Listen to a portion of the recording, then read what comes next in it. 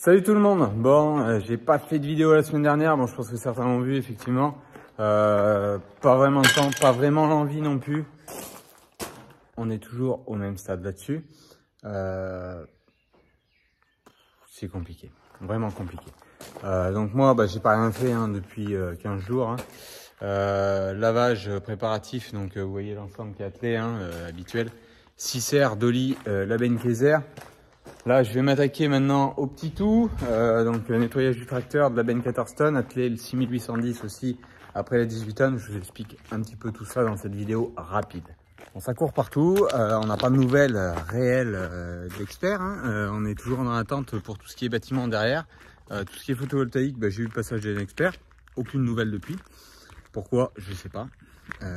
C'est pas faute d'essayer de l'appeler, d'essayer de lui envoyer des SMS. Je peux comprendre qu'il puisse pas répondre tout le temps, mais c'est compliqué. Là-dessus, il va falloir que je travaille un petit peu, au moins mettre les tuyaux de raccordement pour remplir. J'ai 3 cuves qui sont commandées à remplir, donc on verra tout ça. Faut que je finisse de préparer tout ce qui est 6810 pour les moissons avec la 18 tonnes et comme je vous disais le petit 6210 avec la 14 en plus de la SMI. Pour rouler tout ça, l'automoteur, bon, vous pouvez voir qu'il n'est pas dans un état magnifique. La campagne pyrale très fortement compromise avec les précipitations qu'on a eues depuis 15 jours. C'est très aléatoire selon les secteurs. Ici sur l'exploitation on est à 120 mm à peu près. À peu de kilomètres on est à 140. À d'autres endroits plutôt 110, 100, ça dépend. Donc très compliqué, une campagne qui a été mal anticipée. Le problème c'est que malgré qu'on soit avec un automoteur pour faire des traitements pyrales, on peut pas tout faire en claquant des doigts en 2 jours, d'autant plus avec les conditions météo qu'on a eues.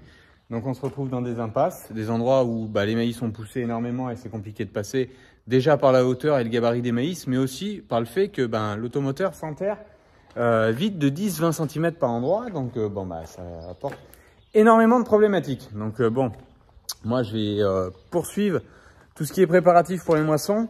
Au stockage ça va être vite préparé, parce que comme la toiture ici, vous voyez là, quelques tuiles à resuivre, et puis l'autre face c'est impossible de resuivre étant donné que c'est de la petite tuile. Donc là zéro stockage, où il y aura une cellule que je vais essayer, donc je vais monter sur le toit pour sécuriser une seule cellule pour pouvoir mettre de la semence en plus des box.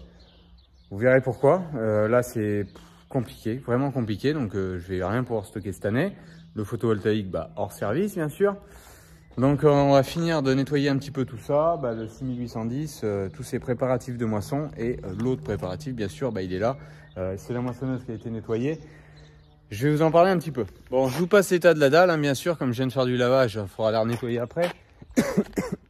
Bon voilà, je vous passe l'état de la dalle, comme je viens de faire du nettoyage, il faudra la relaver après, mais comme je vais laver encore les bennes de tracteur, on fera tout ça après, ça sert à rien de la mettre propre pour remettre de la crasse dessus. Ça me reste encore beaucoup de choses à faire. Vous avez vu précédemment la dalle que j'ai fait, là, la petite dalle pour un futur bâtiment pour abriter le Karcher. Bon là il est posé dessus, il y aura un petit bâtiment isolé qui viendra là pour pouvoir travailler un petit peu plus tranquillement, surtout sur les périodes hivernales. J'utilise donc un simple Karcher, c'est un nid fixe eau froide avec un débit autour de 1000 litres à l'heure et 250 bars en pression max. Il y a assez de pêche quand même, mais c'est pas un eau chaude, c'est ce que je vous disais. À côté de ça, j'utilise simplement le canon compatible sur la lance, ici. On décroche la lance, le bout de la lance là, et on met ce canon à mousse à la place. Et comme ça, c'est ce que je fais détremper à la mousse et ensuite je laisse agir quelques minutes et je rince tout le matériel. Ce que je voudrais à terme, c'est équiper tout ce qui est lance volante ici, là, vous voyez sur le tuyau bleu, avec le canon et pouvoir mettre un T à la sortie du Karcher pour pas avoir à débrancher et utiliser la potence complètement, simplement pour le rinçage. Donc ça, c'est encore dans les projets à faire. On verra tout ça.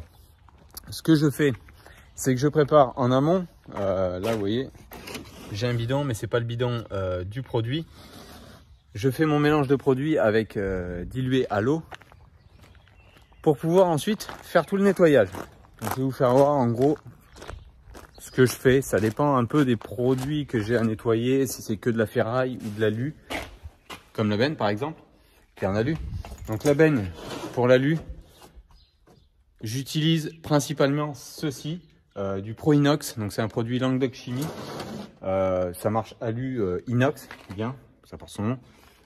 Comme vous voyez, donc ça la remet quand même propre. Bon, je l'avais déjà bien décapé quand je l'avais refaite, rénové, mais ça la remet plutôt pas mal.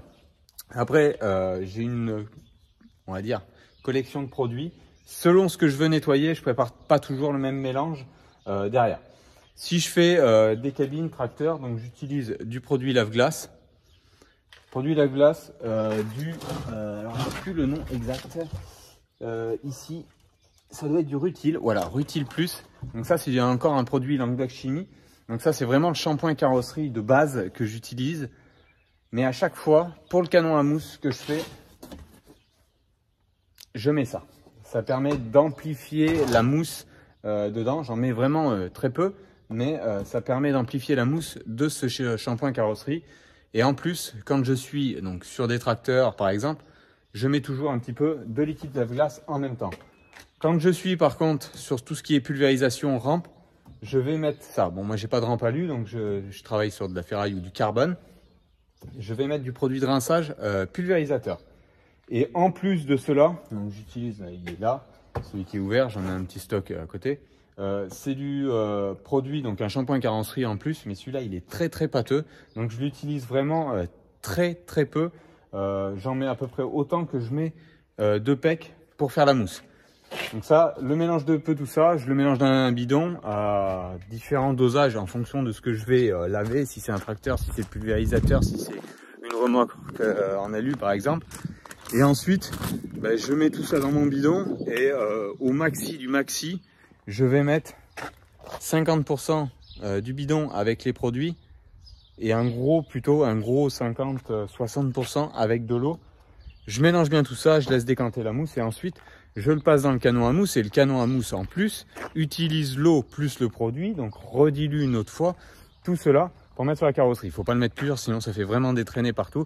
J'avais tendance à le mettre trop épais avant, pas assez le diluer et à faire des traces sur les carrosseries. Donc voilà un peu. Bon, petite vidéo très courte pour vous expliquer un peu où j'en suis. Je bataille vraiment pour toutes les sinistres suites grêles. Mais voilà, j'avance quand même. J'ai fait un petit peu de pyrale. Mais bon, le problème, vu le contexte de l'année, je vais être entre 25 et 30% maxi de la campagne que je devais faire. Je peux pas en faire mieux. Ça a beau faire vraiment beau aujourd'hui. Il a plu il y a 4 jours. 80 mm ici et sur certains endroits plus de 100. Donc grosse problématique là-dessus. Donc c'est pour ça que j'en profite de préparer le matériel pour les moissons.